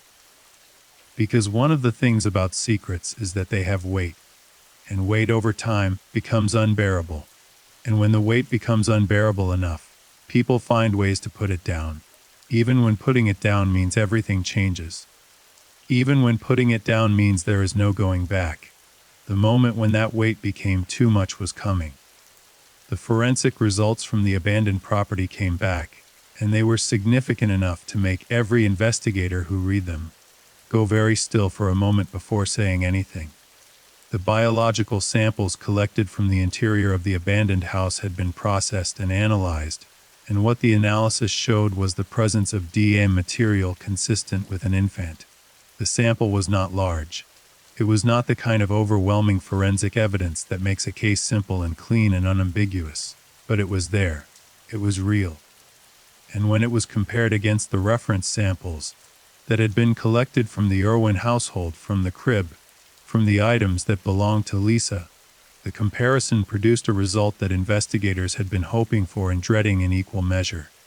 The DNA was consistent with Lisa Irwin, consistent with not definitively identified as. That distinction matters enormously in a legal context. Consistent with means the profiles share characteristics. It means the material could come from the same source. It does not mean, with the absolute certainty that a courtroom requires, that it did. There are margins of error. There are statistical probabilities rather than certainties. But in the practical language of an investigation, consistent with is as close to confirmation as most pieces of evidence ever get. And what it confirmed here was that Lisa Irwin, or someone with DNA closely matching hers, had been in that abandoned property, had been there after she disappeared from her crib, had been alive, or had been present in that building that stood at the end of the road, that a witness had seen a woman walking with a bundle held against her chest. Investigators moved quickly. They went back to the abandoned property with expanded forensic resources, and they processed it again, more thoroughly this time, looking for anything they might have missed in the first examination. They found additional material, more biological traces, more evidence of recent human presence, and they found something else, something that had been overlooked in the initial examination because it was small and in a corner of the property that had not immediately drawn attention. A piece of fabric, a small piece of fabric, the kind of light soft material that baby clothing is made from, the kind of material that is designed to be gentle against the skin of an infant. The color of the fabric was consistent with clothing that Deborah Bradley had described Lisa as wearing on the night she was put to bed. It was not a large piece. It was a fragment, as if torn or pulled away from a larger garment, but it was there, in that abandoned property, at the end of the road. Investigators held that piece of fabric and understood that they were holding something that had been close to Lisa. That had perhaps been part of what she was wearing when she was taken from her crib. That had ended up here, in this quiet abandoned building several streets away from Libertywood Drive, for reasons that the investigation had not yet fully explained, but was now very close to being able to. The pressure on Megan intensified. Her attorney had been managing communication between Megan and investigators since she had stopped talking and asked for representation, and that management had been careful and disciplined. The attorney was doing exactly what attorneys are supposed to do, protecting their client from saying things that could be used against them, ensuring that the investigation proceeded through proper legal channels, buying time for the situation to clarify before any irrevocable decisions were made. This was not obstruction. This was the legal system functioning as designed. But for investigators who had DNA evidence and fabric evidence, and a witness account and Megan's own admission to being near the house and hearing the baby, the careful management of communication was enormously frustrating. They went to the prosecutor's office. They laid out what they had. They described the evidence in detail, piece by piece, building the case in the way that you build it when you are trying to convince someone to take a step that cannot be untaken, to authorize something that will change the direction of an investigation and the lives of the people it touches. They described the DNA, the witness, the phone records, Megan's admission, the abandoned property and its location, and what it suggested about the movement of a person carrying a baby away from Lviv on the night of October 3rd. The prosecutor listened. The prosecutor asked questions. The prosecutor was careful in the way that prosecutors are careful when the evidence is suggestive but not yet airtight, when the case has shape and direction, but still has gaps that a defense attorney would drive a truck through in front of a jury. The conversation that followed was one of those conversations that happens in every serious investigation, the conversation about what is enough. What is enough evidence to move forward? What is enough to justify an arrest that will change everything and that, if it goes wrong, if the case falls apart, will not just fail to convict the person charged, but will potentially close off the possibility of ever finding the truth? Because a failed prosecution is not just a legal setback. It is a door that closes. It is a door that, once closed, may never open again. They decided they needed more. They needed Megan to talk. Or they needed Mike to talk. Or they needed another piece of physical evidence that closed one of the remaining gaps in a way that left no room for reasonable doubt. They were close. Everyone agreed they were close. But close is not enough. Close does not convict anyone. Close does not bring a baby home. Investigators went back to Mike. Mike had been consistent in his general position throughout the investigation. Consistent in the way that a person is consistent when they have decided on their story, and are not going to deviate from it regardless of what they are shown or told. He had acknowledged being in the area that night. He had offered an explanation for why. He had denied any involvement in what had happened to Lisa. He had been wary and controlled in every interview. The kind of person who understands that giving less is always safer than giving more, and who had the discipline to act on that understanding even under significant pressure. But investigators had something new now. They had the DNA, they had the fabric, they had the abandoned property, and they had something else, something they had been holding back, something they had not yet shared with Mike in any of the previous interviews, because they had been waiting for the right moment to put it on the table. They had a piece of information from the cell phone analysis that connected Mike to the abandoned property. His phone had pinged a tower in the vicinity of that property on the night of October 3rd, not at the exact location. Cell phone tower data is not GPS. It does not place a device at a specific address. It places it within a range, sometimes a wide range depending on the density of towers in an area. But the range that Mike's phone had pinged on that night was consistent with him having in the area of the abandoned property. Consistent with him having been there at a time that fit the timeline of Lisa's disappearance. When investigators put information in front of Mike, the controlled quality of his demeanor changed. Not dramatically. Not in the way of a movie where a suspect suddenly breaks and everything comes pouring out. This was suddener than that. A shift in the quality of his stillness. A moment, just a moment, where the careful management of his expression slipped slightly, and something underneath it was visible. Something that looked like the recognition that the situation had changed. That what he had been holding on to, the carefully constructed wall of minimum information and controlled effect, had developed a crack that he had not expected and was not sure how to repair. He did not confess. He asked for time to speak with his attorney. The interview was paused, but investigators had seen that moment. They had seen the slip. And the slip told them something that the words had not. It told them that Mike knew what had happened in that abandoned property. It told them that Mike knew why his phone had pinned that tower. It told them that the story he had been telling, while not obviously false in any one particular, was a construction that the new evidence had compromised in a way he had not been prepared for. The interview resumed the following day, and what Mike said when it resumed was not a full confession. It was not a clean and complete count of the events of October 3rd, but it was a significant departure from the careful nothing of his previous interviews. It was, in the parlance of people who study these things, a modified limited hangout, an acknowledgement of certain things in order to control the narrative around them. An admission designed to seem cooperative, while still protecting the most important parts of what was being hidden. Mike acknowledged that he had been with Megan that night. He acknowledged that they had been together in the area of Libertywood Drive. He said that Megan had been distressed, that she had been in a state of emotional agitation that he had been trying to manage, that she had been saying things that night that he had not fully understood at the time, but that in retrospect took on a significance he had not wanted to examine too closely.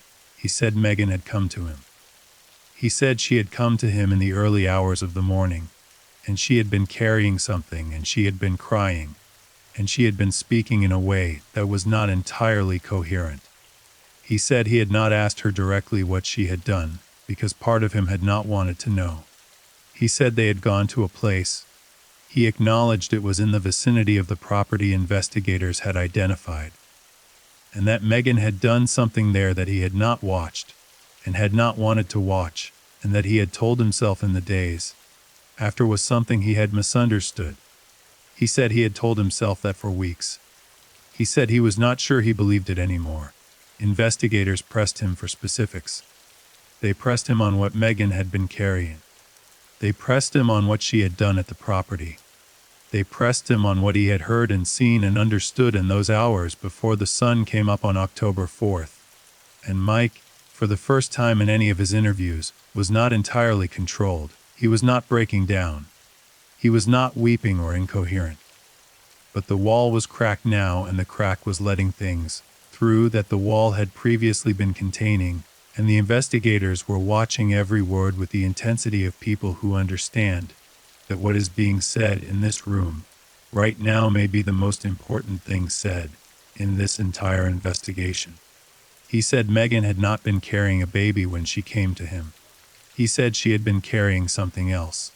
He would not say what, and then he stopped again, asked for his attorney again. The interview ended again. Investigators walked out of that room and stood in the hallway and looked at each other, and nobody said anything for a long moment, because they all understood what Mike had just told them without telling them. They all understood the shape of what was being described. They all understood that the something else that Mike would not name was the reason the abandoned property had smelled the way it had smelled, and contained what it had contained, and stood at the end of the route the witness had described. They all understood, and the understanding was one of the worst things any of them had felt in a long time. Because understanding what had happened and being able to prove it, and being able to find Lisa were three entirely separate things. And investigators had moved significantly on the first of those fronts, and were making progress on the second, but the third, the one that mattered most, the one that was the whole reason any of this had been set in motion, the finding of Lisa Irwin, that front was not advancing in the way that they needed it to advance. Lisa had not been found. The abandoned property had contained evidence that she had been there. But she was not there now. She had been moved, or she had been taken somewhere else. Or something had happened in that property that meant the question of where Lisa was now was not the same as the question of where she had been on the night of October 3rd. And that gap, the gap between where she had been and where she was a gap that investigators were staring into with a desperation that had not diminished in the weeks since the case began, but had only grown heavier and more urgent. They needed Megan to talk. They needed Megan to say the thing she had stopped herself from saying in that interview room weeks earlier. They needed the sentence that began with "she had heard the baby crying" to have an ending. They needed to know what came after the hearing, what Megan had done, what had happened in that front bedroom on Libertywood Drive, and in the abandoned property a few streets away, and in the dark hours of the October night that connected those two locations to each other, and to the disappearance of a 10-month-old baby. Megan's attorney reached out to the prosecutor's office. This was significant. When a defense attorney reaches out to a prosecutor in the middle of an active investigation, it usually means one of two things. Either they are going to make a motion about something procedural, something about the handling of the investigation or the treatment of their client that they want formally addressed.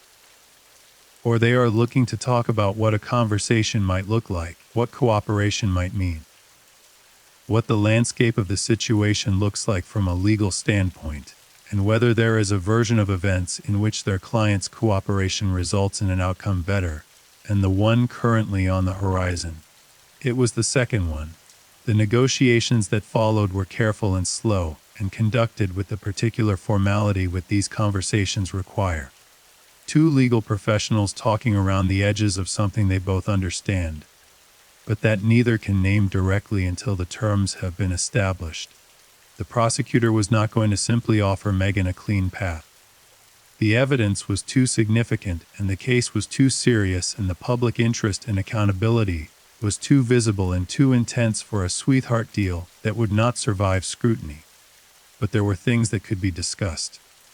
There were ways that full and complete cooperation could be factored into how the situation resolved. There were outcomes that were better than others, and the question of whether Megan was willing to do what was necessary to access the better outcomes was the question at the center of everything. The negotiations took several days. During those days, the investigation continued on all its other fronts. The forensic work at the abandoned property was ongoing. The analysis of the fabric fragment was being refined. Additional canvassing of the neighborhood was producing additional witness accounts that were being added to the existing picture. Small details that individually meant little, but that collectively were thickening the evidentiary record in ways that worked in the prosecution's favor and worked against anyone who might later try to argue that the evidence was too thin to support a conclusion. The public, still following the case with the attention it had maintained since the first day, was aware that something was developing. The media could feel the shift in the investigation without being able to report its specifics. There were pieces in newspapers and segment television that noted, in careful hedged language, that investigators appeared to be making progress, that the investigation had taken new directions in recent weeks, that sources close to the case had indicated that significant developments might be forthcoming. The pieces were careful because the details were not yet public, and because responsible journalism requires something more than the feeling that something was happening. But something was happening. Deborah Bradley, sitting in the house on Libertywood Drive with Jeremy, and the two older boys, and the absence of Lisa that was present in every room and every moment, was aware that something was happening too. She could feel it in the quality of the phone calls from the investigators, in the way the attorney communicated with her, in the small signals that travel between people in a situation like this, the barely perceptible changes in tone and timing that tell you the ground is shifting under you even before you can see what the shift is.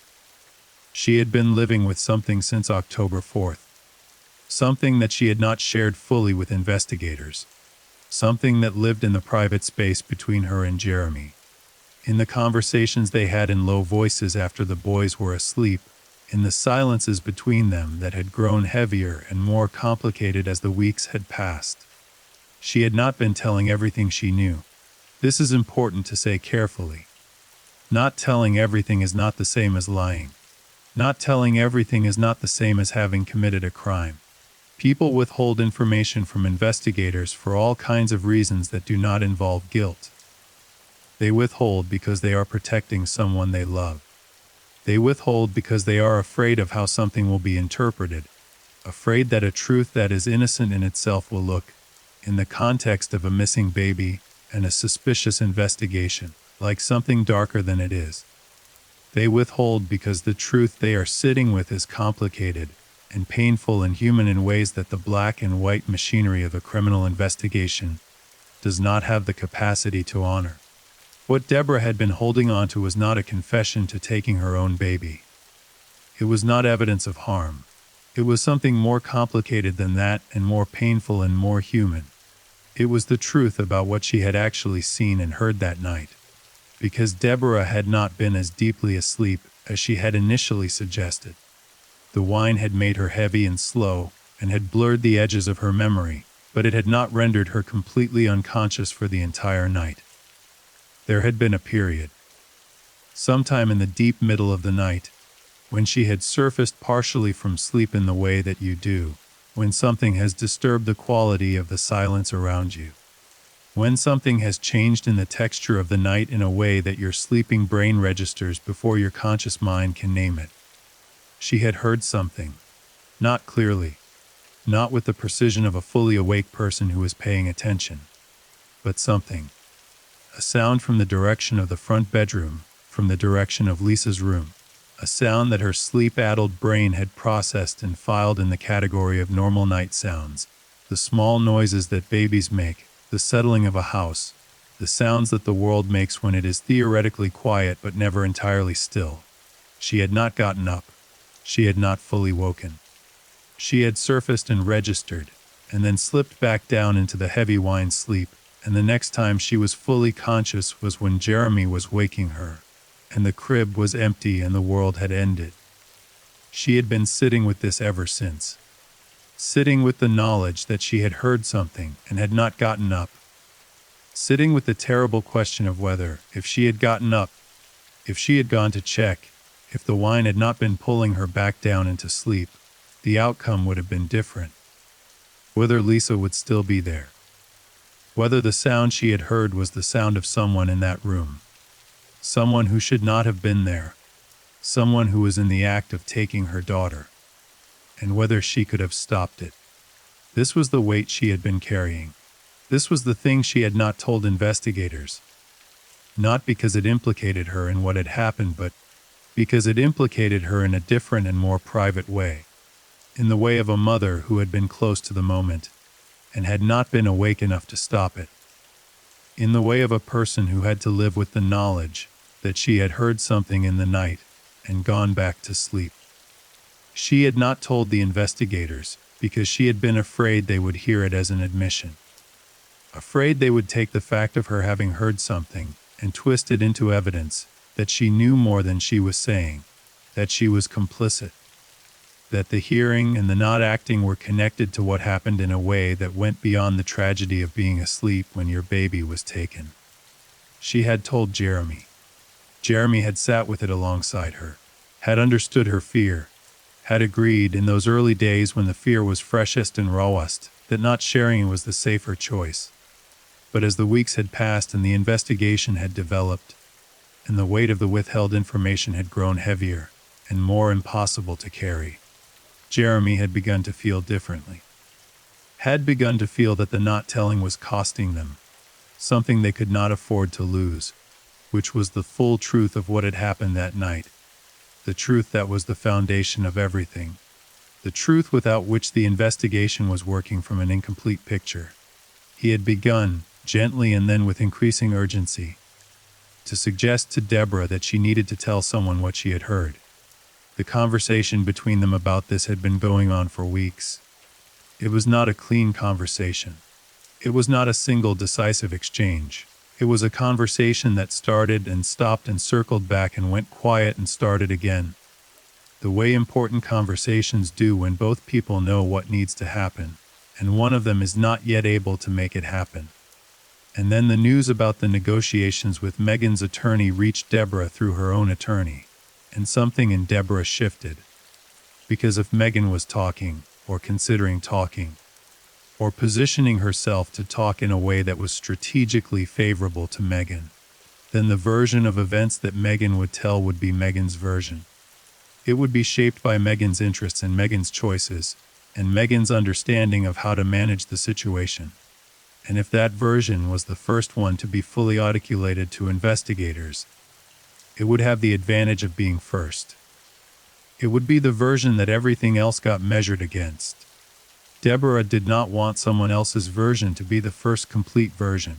She wanted the truth to be told. She wanted the full truth, including the part she had been withholding, to be on the table. She wanted investigators to understand what had actually happened in that house and in that neighborhood on the night of October 3rd. Not from the perspective of someone who had been an actor in it, but from the perspective of a mother who had been close to it and had been carrying the specific particular anguish of that closeness for weeks. She called her attorney. She said she needed to meet. The meeting happened the following morning. It was early. It was private. It was the kind of meeting that happens when a person has made a decision that they know is irreversible, and they need to say the thing they have decided to say before the fear can talk them back out of it. Deborah sat down with her attorney and she told him everything.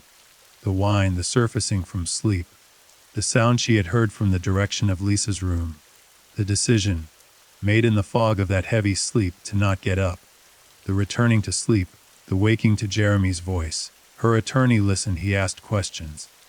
He was careful and thorough and professional, and when Deborah had finished he sat with it for a moment, and then he told her what he thought. He told her that this information, while it had been withheld, was not in itself evidence of wrongdoing. That a mother who is asleep when her child is taken is a victim of circumstances, not a participant in a crime. That the decision to not share it had been understandable, even if it had complicated the investigation.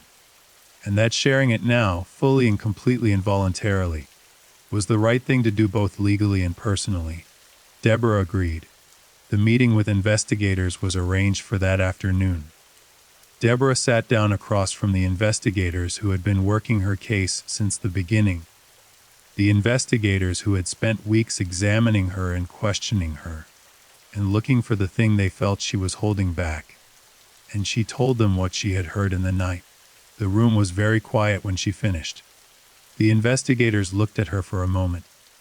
They had spent weeks trying to understand what was in the space between what she said and what they felt was true. And now that they were hearing it, now that the thing she had been holding was finally in the room with all of them, the feeling was not the vindication they might have expected. It was something more complicated, something that acknowledged the particular humanity of what she was describing, the specific horror of being a person who was close to something terrible and did not know it, and whose closest approach to it was a sound in the night that she had let herself slide back away from. They asked her to describe the sound as precisely as she could. She said it had been soft, not a cry, not the kind of sound that would have cut through sleep and woken her fully. More of a disturbance in the quality of the silence, a shifting, a soft sound that her brain had categorized as the ordinary sounds of a baby and a house at night and had filed accordingly. She said she thought, in retrospect, it might have been the window, the sound of the window being moved. The investigators wrote everything down. They asked their questions with the careful thoroughness that the situation required. And when the interview was over and Deborah had gone, they sat with what she had told them, and they placed it alongside everything else they had, and they looked at the picture it made. And the picture it made was this. Someone had come to that window on the night of October 3rd. Someone who knew the house or had learned enough about it to which window led to where. Someone who had opened it, or had found it already open, and had reached inside or climbed inside and had taken Lisa from her crib. Someone who had been sufficiently quiet about it, that the sound they made was not enough to fully wake a sleeping, even though it was enough to disturb the surface of that sleep. Someone who had taken the baby and left through the same way they had come, or through the front door that was unlocked when Jeremy arrived home.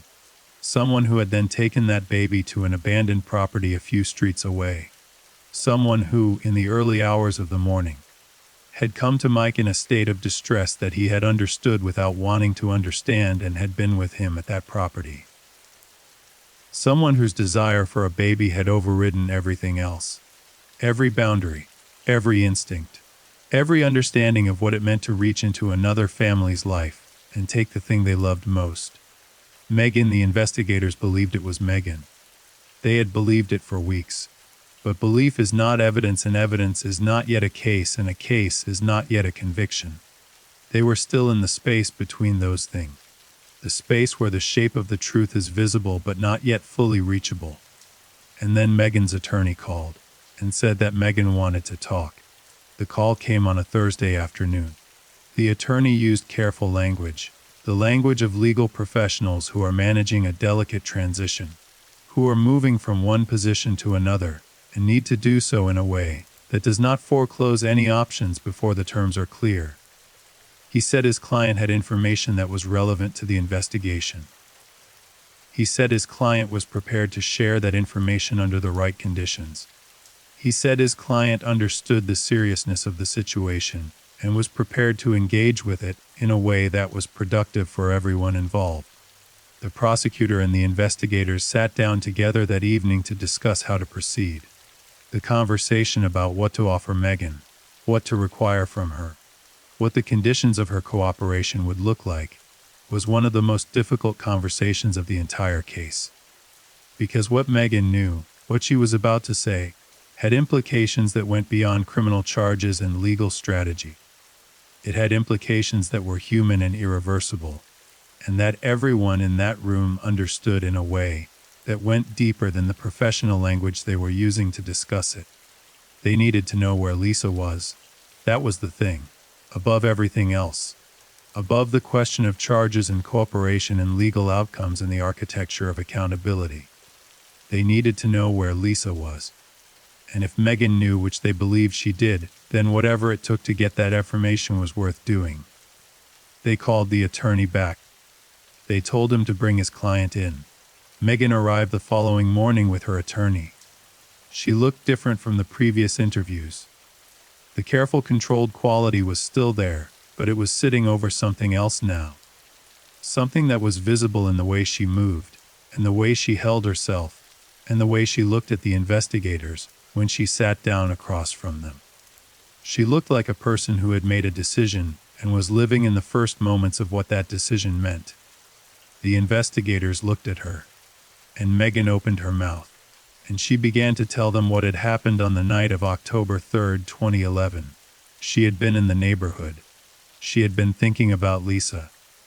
She had been in the state of mind that the weeks of her wanting and not having had built in her. That particular desperate quality of longing that had been growing and growing until it had stopped feeling like a feeling and had started feeling like a pressure that needed to be released. She had gone to the street.